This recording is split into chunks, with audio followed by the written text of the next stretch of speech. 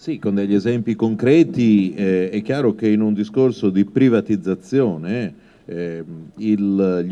diciamo, gli utili che derivano dalla gestione dell'acqua, invece di essere reinvestiti per migliorare il sistema della distribuzione dell'acqua, invece di restare patrimonio della comunità e quindi sottoposti, diciamo, anche a un vaglio di trasparenza, perché che se ne dica, comunque per fortuna il pubblico perlomeno ha bilanci trasparenti, c'ha una Corte dei Conti che può controllare. Poi voglio dire, uno può anche discutere se questi sono efficaci, però gli strumenti ci sono.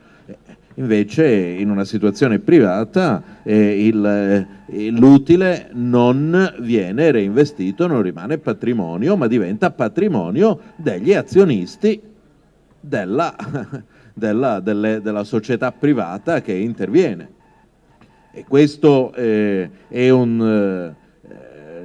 appunto rischioso sotto tanti profili. Può aumentare il costo dell'acqua, può non essere fatto un investimento perché magari in quel momento quella società, forse è vero che qui il contratto è a 20 anni, quindi uno dice non può rivenderlo, però poi voi andate a guardare come sono inscatolate queste società. Andate a vedere, non si riesce mai a sapere chi è proprietario di cosa, di che parte. Uno ricompra se stesso, rivende se stesso, rivende un pezzo di se stesso a un altro che ha. Cioè, quindi poi alla fine magari appunto non viene mantenuta l'efficienza proprio perché quel privato sta per vendere. Queste sono le logiche. Alla fine le logiche sono le logiche di avere dei dividendi alti per gli azionisti, quindi tutto diventa un secondo fine. Che l'acquedotto abbia acqua di qualità e che possa erogare acqua diventa un secondo, diciamo, sì, apparentemente, ma il vero fine, o secondo fine, adesso quale volete, è quello di ricavare un utile. Questo, diciamo, è il dramma della privatizzazione, ed è paradossale appunto che si pensi che una privatizzazione è più efficiente. No, è veramente una logica di pensare che la cosa pubblica sia, che ci sia appunto, non ci sia un senso dello Stato. Io penso che certamente esistono delle parti di mondo purtroppo dove non c'è ancora una cultura di senso dello Stato, però in quelle parti di mondo dove invece c'è, e noi per esempio appunto qui possiamo dire che c'è questo senso dello Stato, qui non vedo come il discorso del privato possa essere vincente, possa essere più efficiente. Francamente non lo vedo. E lo stesso discorso uno lo potrebbe fare per l'università, per la scuola. Cioè, perché dovrebbe essere migliore? Certo, poi tutti ti portano solo all'università, che è un'altra cosa che conosco bene, no? Ti portano, sì, guarda gli Stati Uniti, Stanford, guarda quanti premi Nobel c'ha, guarda quanti premi Nobel c'ha l'MIT. A parte che poi sono sempre quelle 8 università che soddisfano lo 0,00001% del fabbisogno di laureati negli Stati Uniti, no? Quindi comunque sono delle elite. E comunque il sistema universitario pubblico italiano in media è migliore di quello americano, proprio per la presenza, diciamo, di queste entità private che drenano risorse.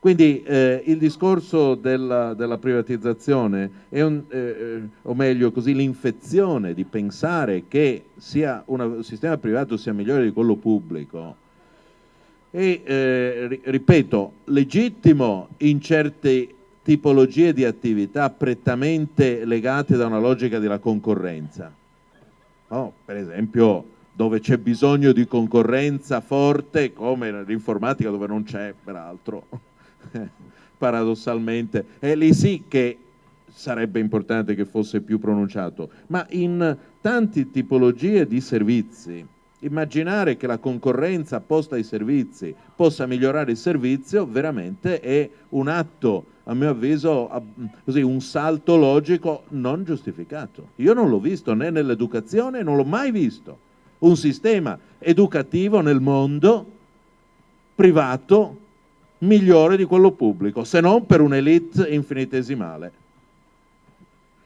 E l'altro discorso, quello sulla guerra per l'acqua, sì, io penso che la risposta che è stata data sia abbastanza eloquente. Io non sono un esperto di